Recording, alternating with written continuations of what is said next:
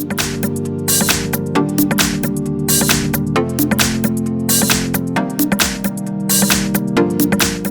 I've got LG K11, and let me show you how to locate IMEI and serial number on the following device. So at first we will open IMEI number through the secret code.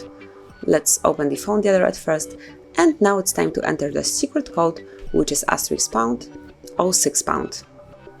And that's it. As you can see, IMEI number is right here. Click on OK to go back. And then you can open both IMEI and serial number through the settings. So let's open the settings at first, then under General, go to the very bottom of the list and click on About Phone. And now let me open Status, where you can read your IMEI number right here, and then a bit lower, under Hardware Info, you can read your serial number right here. So that would be all. That's how you can locate unique numbers assigned to your LG K11. Thank you for watching. Please subscribe our channel and leave the thumbs up.